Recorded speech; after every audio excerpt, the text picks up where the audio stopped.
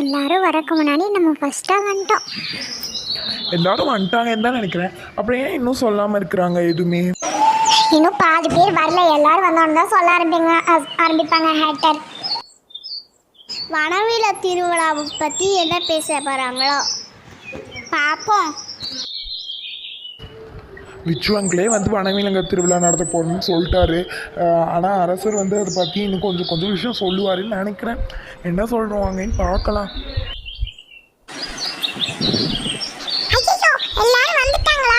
செம்ம லேட் ஆயிடுச்சு போல. ஐயோ சரி, இப்பயாச்சும் வந்தனே. அவ பேச்ச கேட்டுட்டு நின்றுட்டா, இப்பயும் வந்திருக்க மாட்டேன். அச்சோ, எல்லாரும் வந்துட்டாங்க, நம்ம தான் லேட்டு போல.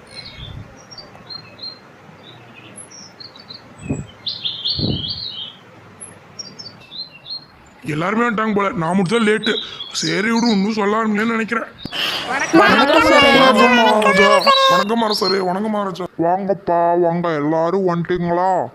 நம்மளோட வனவிலங்கு திருவிழாவை இந்த வருஷம் ரொம்ப உற்சாகத்தோட கொண்டாட போகிறோம்.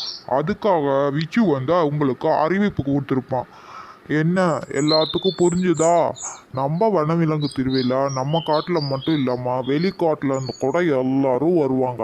அதனால நீங்கள் எல்லாரும் தனித்தனியாக குழுவாக பிரிஞ்சு சில வேலைகளை செய்யுங்க. தோரணம் கட்டுறது, அப்புறமா அந்த போட்டிக்கான இடத்த சரி பண்ணுறது, அப்புறம் போட்டியாளர்களோட பேரை தேர்வு செய்கிறது, இந்த என்னென்ன போட்டியில் யார் யார் கலந்துக்கிறா அது எல்லாம் விச்சு வந்து எழுதிக்குவான். மற்றபடி என்னென்ன வேலை இருக்கோ அந்த வேலை எல்லாத்தையுமே எல்லாரும் குழுவாக பிரிஞ்சு நீங்களே செய்யுங்க. நானே இவங்களுக்கு இந்த வேலைன்னு சொன்னால் உங்களுக்கு தெரியாது. ஏன்னா ஒவ்வொருத்தவங்களுக்கும் ஒவ்வொரு வேலை பிடிக்கும். சரிப்பா, நீங்கள் எல்லாம் நல்லா செய்வீங்கன்னு எனக்கு தெரியும். நான் வரேன். நன்றி மகாராஜா.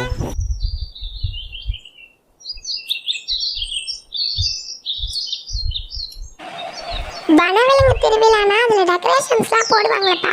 நான் அந்த டெக்கரேஷன் வேலையெல்லாம் நல்லாவே செய்வேன். அதனால யாரெல்லாம் டெக்கரேஷன் செய்வீங்களோ அவங்களாம் என்னையும் சேர்த்துக்கோங்க. சரி ஓகே, நான் போயிட்டு வரேன்.